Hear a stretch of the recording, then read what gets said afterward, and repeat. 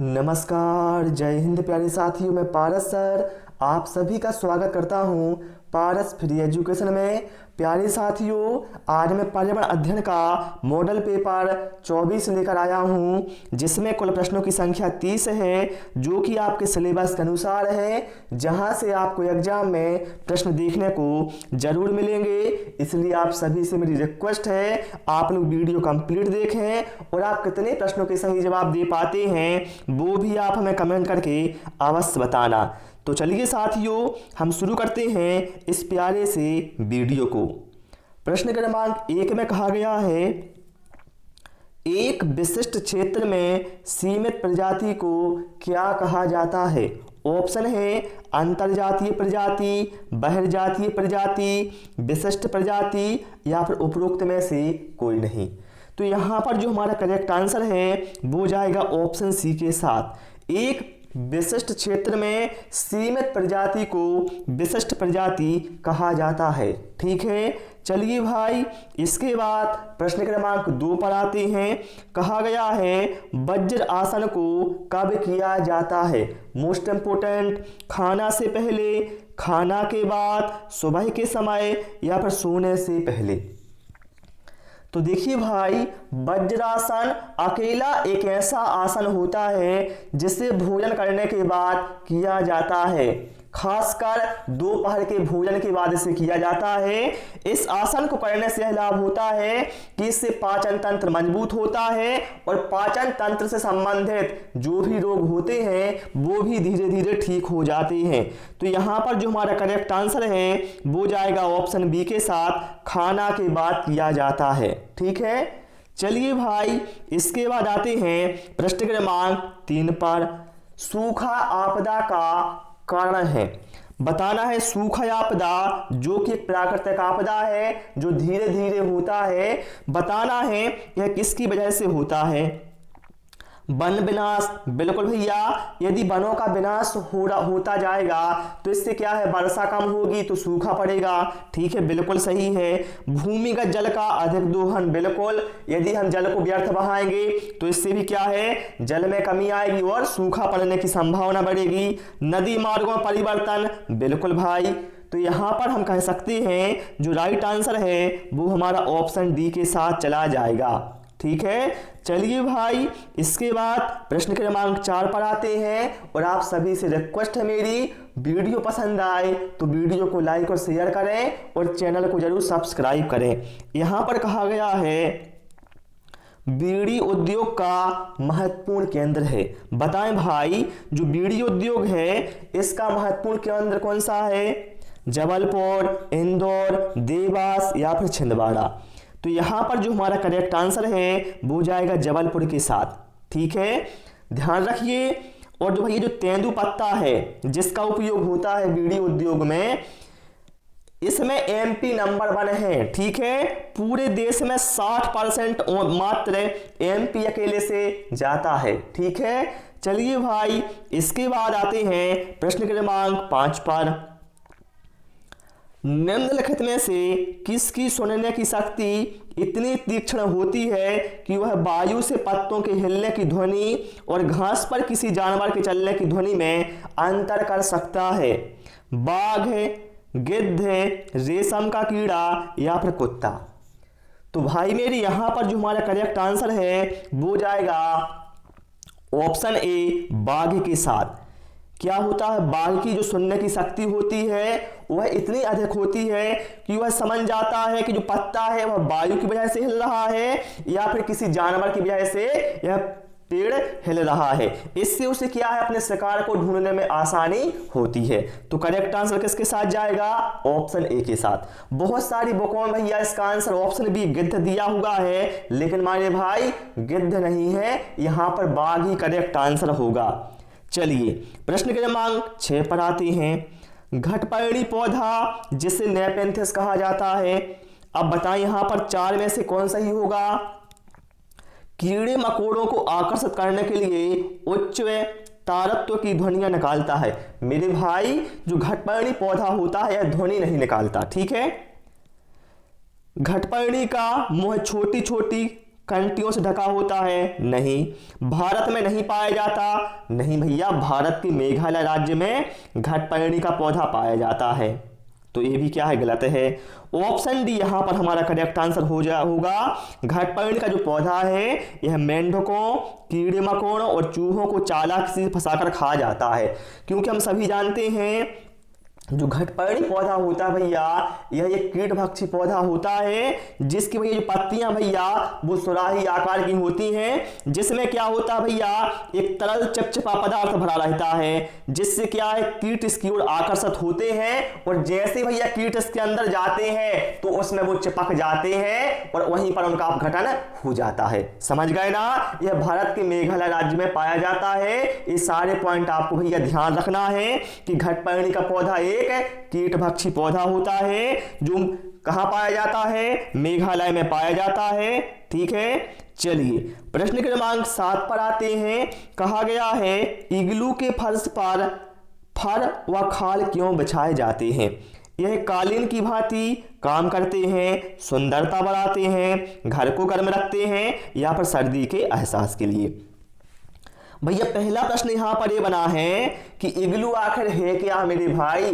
तो ध्यान रखना, एस्किमो जनजाति भैया अपने घर का जो निर्माण भैया वो किससे करती है? बर्फ से करती है भैया, और उसी घर को कहा जाता है इग्लू।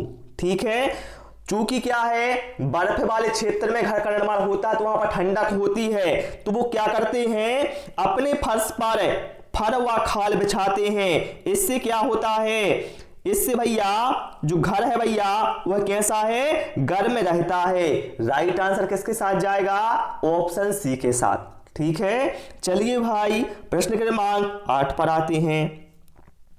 मानवों के पेट में अमाशय रस की प्रकृति खालिस्तान होती है और वह भोजन के पाचन में सहायता करता है। तो मेरे भाई जो पेट में हमारे अमाशय रस होता है इसकी प्रकृति कैसी होती है भैया? अम्लीय होती है मेरे भाई। ठीक है, अमाशय रस क्या है भैया?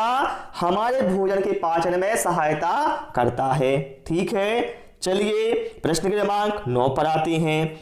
विश्व शौचालय दिवस कब मनाया जाता है? 19 अप्रैल को, 19 जून को, 19 अगस्त को, या फिर 19 नवंबर को?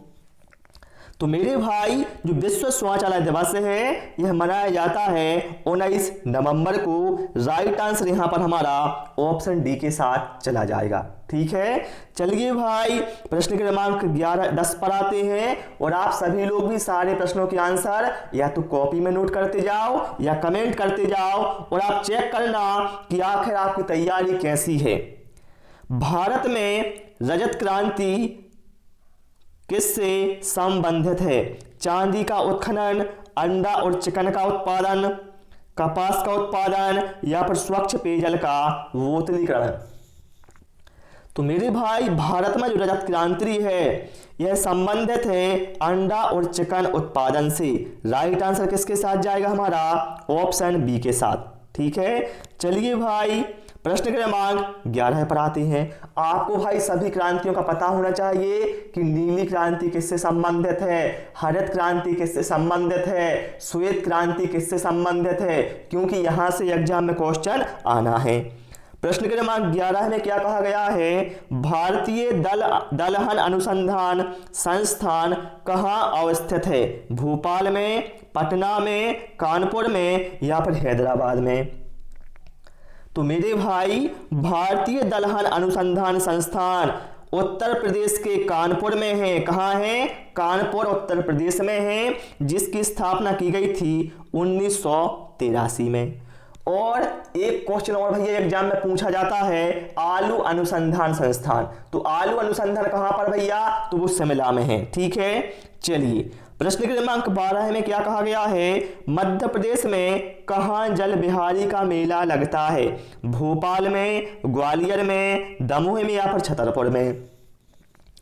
तो मेरे भाई जल बिहारी का मेला लगता है छतरपुर में। ठीक है, अब इसे याद कैसे रखेंगे भैया? देखिए जब जब बरसात होती है, जब जल गिरता है तो हम क्या करता है? छाता लेकर चलते हैं। ठीक है, यहां से आपको याद रखेगा जल और छाते का संबंध होता है।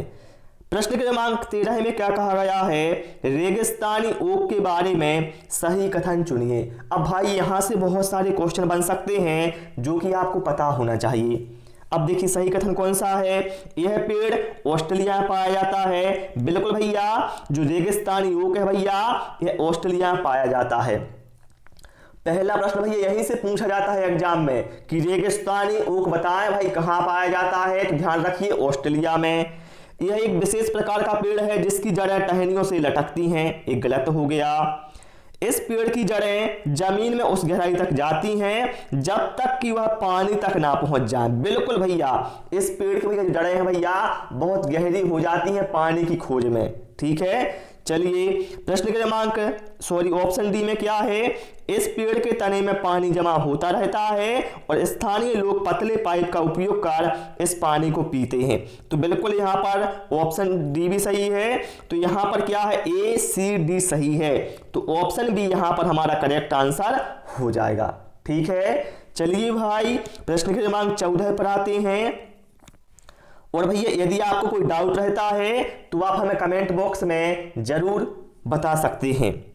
निम्नलिखित में से कौन सी मृदा संरक्षण की विधि नहीं है, जैविक खाद, फसल चक्र, कीटनाशक रसायन या फिर मृदा अपरदन को रोकना। प्रश्न समझने का प्रयास करें मेरे भाई। मृदा संरक्षण की यहां पर बात हो रही है, तो भैया जैविक खाद का प्रयोग करेंगे तो उससे क्या है, मृदा संरक्षण होगा। फसल चक्र का होना भी जरूरी है, मतलब क्या है, अलग अलग तरह की फसलें उगाना, इससे क्या है मृदा अच्छी बनी रहती है। और मृदा अपरदन को रोकेंगे तो इससे भी क्या है, मृदा का संरक्षण होगा। लेकिन भैया यदि हम कीटनाशक रसायनों का प्रयोग करते हैं तो भैया इससे क्या है, मृदा संरक्षण नहीं होगा मेरे भाई, बल्कि इससे क्या है, उल्टा प्रभाव पड़ेगा कीटनाशक रसायन के यूज से। तो यहां पर जो हमारा करेक्ट आंसर है वो जाएगा ऑप्शन सी के साथ। समझ गए ना। चलिए भाई प्रश्न क्रमांक 15 पर आते हैं। रेशम की रासायनिक प्रकृति कैसी होती है, कार्बोहाइड्रेट, वसा, प्रोटीन या फिर बसियम। भैया हम सभी जानते हैं रेशम से क्या है, रेशमी वस्त्र बनते हैं ना। और रेशम हमें क्या है, रेशम कीटों के लार्वा से प्राप्त होता है, जो कि मेरे भाई एक प्रोटीन होता है। क्या होता है, प्रोटीन होता है। इसलिए यहां पर जो हमारा करेक्ट आंसर है वो जाएगा ऑप्शन सी के साथ। ध्यान रखेंगे रेशम कीट पालन कहलाता है सेरीकल्चर। ओके, चलिए भाई प्रश्न क्रमांक 17 पर आते हैं। 15 फिर सॉरी गाइड, यहां पर प्रश्न क्रमांक 16 नहीं है, कोई बात नहीं है, आगे मिलेगा वो। ठीक है, यहां वहां हो गया होगा, हम आपको लास्ट में करवा देंगे। दुधवा राष्ट्रीय उद्यान कहाँ स्थित है, मध्य प्रदेश, उत्तर प्रदेश, तमिलनाडु या फिर उड़ीसा। तो मेरे भाई दुधवा राष्ट्रीय उद्यान कहां पर है, तो भैया उत्तर प्रदेश में है। कहां पर है, उत्तर प्रदेश में। राइट आंसर किसके साथ जाएगा, यहां पर हमारा ऑप्शन बी के साथ। ठीक है, चलिए प्रश्न क्रमांक 18 पर आते हैं। और यदि भाई किसी को टाइम कम पड़ता है तो आप वीडियो को पॉज कर लेना, फिर उसके बाद आप आंसर देना। निम्नलिखित में से कौन सी नदी पश्चिम बंगाल का शोक कहलाती है, सोन नदी, गंडक नदी, हुगली या फिर दामोदर।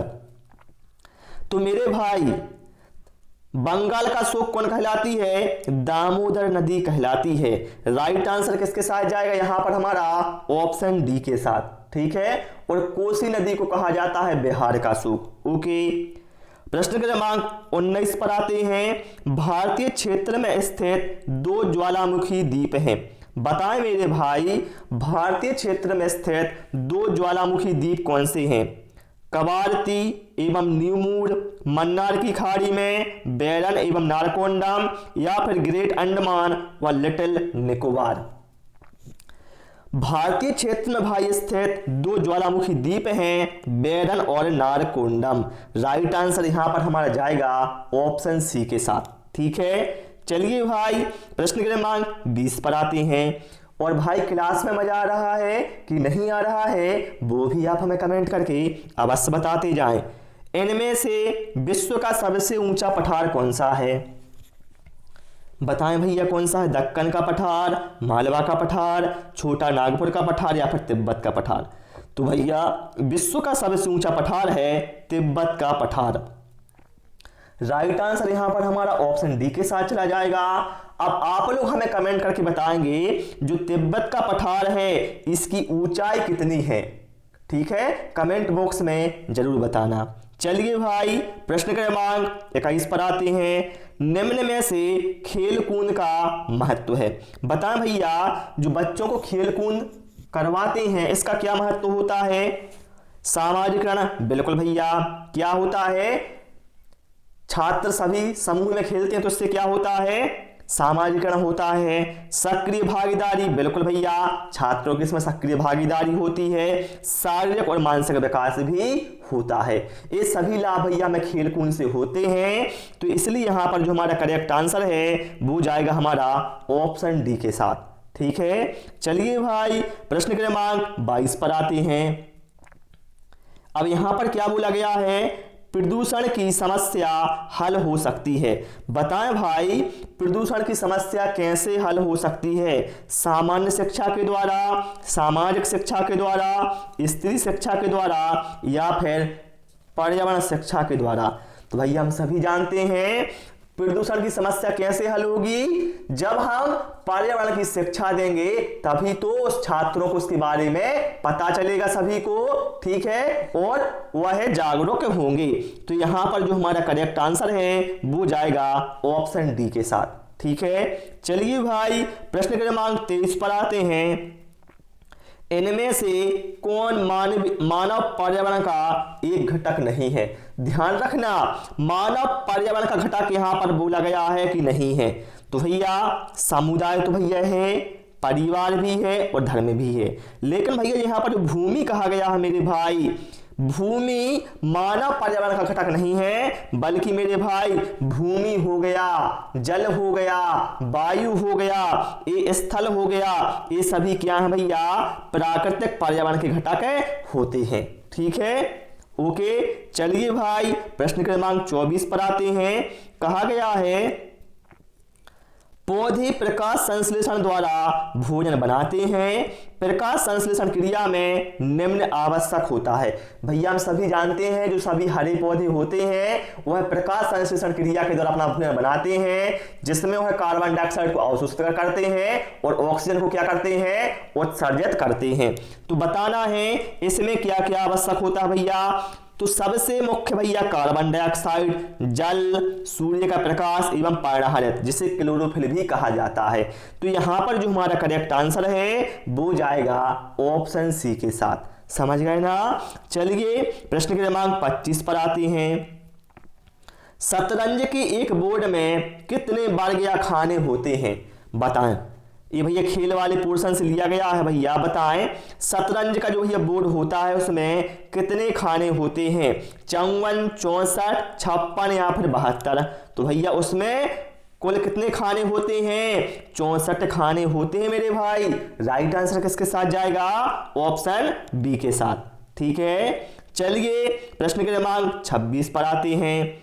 कौन सा उर्वरक किसान खाद के नाम से जाना जाता है, बताएं। तो भैया जो कैल्शियम अमोनियम नाइट्रेट है इसे जाना जाता है किसान खाद के नाम से। राइट आंसर यहां पर हमारा ऑप्शन बी के साथ चला जाएगा, ठीक है। चलिए प्रश्न क्रमांक 27 पर आते हैं। यहां पर भैया बोला गया है कक्षा 5 के विद्यार्थियों को पर्यावरणीय चिंताओं के बारे में पढ़ाते समय प्रीति प्रदूषण पर अधिक बल देना चाहती है, ठीक है। वांछित उद्देश्य को प्राप्त करने के लिए नीचे दिए गए क्रियाकलापों में से कौन सर्वाधिक प्रभावी हो सकता है। जब भैया इस तरह से पूछा जाए सर्वाधिक प्रभावी तो आपको चारों ऑप्शन पढ़ना है और जो चारों में सबसे बेस्ट होगा वही आपका आंसर होगा। अब देखिए विद्यार्थियों से विभिन्न प्रकार के प्रदूषणों के चार्ट बनवाकर, विद्यार्थियों को शैक्षणिक भ्रमण पर ले जाकर किसी प्रदूषित नदी को दिखाकर, विद्यार्थियों को विभिन्न प्रकार के प्रदूषण से संबंधित समूह परियोजना पर कार्य करने के लिए कहना, या फिर किसी विशेषज्ञ को नियंत्रित करके जल, वायु, जल और ध्वनि पर भाषण। तो मेरे भाई इसमें सबसे अच्छा क्या होगा, ऑप्शन सी। विद्यार्थियों से विभिन्न प्रकार के प्रदूषणों से संबंधित समूह परियोजना पर कार्य करने के लिए कहना। इससे क्या होगा, विद्यार्थियों की सक्रिय भागीदारिता रहेगी, जिससे उन्हें क्या है, प्रत्यक्ष अनुभव मिलेगा। ठीक है, चलिए भाई प्रश्न क्रमांक 28 पर आते हैं। सिरमुख मधुमक्खी अन्य मक्खियों को भोजन के स्रोत की दिशा कैसे ज्ञात कराती है? भिन्न भिन्न आकार, नृत्य के द्वारा, रासायनिक संकेतन द्वारा या फिर स्पर्श के द्वारा। तो भैया श्रमिक मधुमक्खी अन्य मक्खियों को भोजन के स्रोत की जो दिशा भैया वह नृत्य के द्वारा ज्ञात कराती है। राइट आंसर किसके साथ जाएगा, ऑप्शन बी के साथ। आप लोग कहेंगे भैया मधुमक्खी भी नृत्य करती है। हाँ भाई, मधुमक्खी भी नृत्य करती हैं। जब इंसान कर सकती हैं तो मधुमक्खियों को क्या है। और देखिए मधुमक्खी पालन भैया एपीकल्चर कहलाता है, ये भी आप ध्यान रखेंगे। शालिनी ने कक्षा 4 विद्यार्थियों को विज्ञान केंद्र दिखाने के लिए शैक्षणिक भ्रमण की योजना बनाई। क्या है, विज्ञान केंद्र दिखाने के लिए। नीचे दिया गया कौन सा सामान्य निर्देश इस भ्रमण के लिए अप्रासंगिक है, बताएं। प्रदर्शन के समय अपनी शंकाओं के विषय के बारे में पूछना। बिल्कुल भैया, जब आप भ्रमण पर जा रहे हैं तो कोई मन में शंका है तो आप शिक्षिका से पूछ सकते हैं भैया। ठीक है, ये सही है। बिना मुझे सूचित किए कहीं नहीं जाना। बिल्कुल, जहां कहीं आपको जाना है तो पहले शिक्षिका से बोल दें, उसके बाद ही आप कहीं जाएं। ठीक है, ये भी सही है। अपने साथ पेन और नोटपैड, बिल्कुल, क्योंकि वहां पर जो आपके काम की वस्तु होगी, जो शिक्षिका आपको बोलेगी, जो भी आपको वहां पर लिखना होगा वो आप लिख सकें। बिल्कुल सही है। अपना दिन भर बस्ता, दिन भर का पूरा बस्ता लेकर आना। तो भैया दिन भर का पूरा बस्ता लेकर आना ये अप्रासंगिक है भैया, क्योंकि आप क्या है भ्रमण पर जा रहे हैं भैया, थोड़ी विद्यालय आ रहे हैं जो आप पूरी बुकें लेकर आएंगे वहां पर। ठीक है, तो ऑप्शन भी यहां पर क्या हमारा सही आंसर हो जाएगा। प्रश्न क्रमांक 30 पर आते हैं। देखिए उसके बाद क्या है, हम प्रश्न क्रमांक 16 भी करेंगे जो वहां पर रह गया था। तो भैया पहले हम प्रश्न क्रमांक 16 कर लेते हैं, फिर प्रश्न क्रमांक 30 करते हैं। किस सिंचाई प्रणाली में सर्वाधिक जल संरक्षण होता है? चरस, ट्यूबवेल, बूंद सिंचाई या फिर फव्वारा? तो मेरे भाई जो बूंद सिंचाई होती है इसमें लगभग 70% जल संरक्षण होता है, क्योंकि इसमें भैया क्या है, जो जल है भैया सीधा पौधों की जड़ों को दिया जाता है। ठीक है, इसे कहा जाता है ड्रिप इरिगेशन। ओके, चलिए भाई अब आते हैं प्रश्न क्रमांक 30 पर। कक्षा 5 की ईवीएस की पाठ्य पुस्तक के किसी पाठ में सोचिए और चर्चा कीजिए। भाग में नीचे दिया गया कथन लिखा है। कौन सा कथन लिखा है? यदि आपके गांव अथवा शहर में एक सप्ताह तक पेट्रोल अथवा डीजल ना हो तो क्या होगा? इस कथन का मुख्य उद्देश्य क्या है, बताएं। छात्रों के तेल के न्यायसंगत उपयोग के बारे में संवेदनशील बनाना, छात्रों का पेट्रोल और डीजल के स्रोतों के बारे में मूल्यांकन, वास्तविक जीवन की चिंताओं को समझने हेतु कल्पना और सोचने विचारने कुशलता को बढ़ावा देना। तो मेरे भाई जो करेक्ट आंसर है वो हमारा जाएगा ऑप्शन सी के साथ, क्योंकि छात्रों क्या है सोचेंगे भैया कि यदि ऐसा एक सप्ताह तक हो जाएगा पेट्रोल डीजल नहीं मिलेगा तो क्या होगा, क्या क्या वाहन बंद हो जाएंगे, कौन कौन सी परेशानी आएंगी। तो यहां पर भैया जो करेक्ट आंसर है वो हमारा ऑप्शन सी के साथ भैया चला जाएगा। तो प्यारे साथियों आज इस क्लास में इतना ही। उम्मीद है आप सभी को यह क्लास बहुत पसंद आई होगी। क्लास पसंद आई हो सभी से रिक्वेस्ट है वीडियो को लाइक और शेयर करें, चैनल को सब्सक्राइब करें। Thanks for watching this video.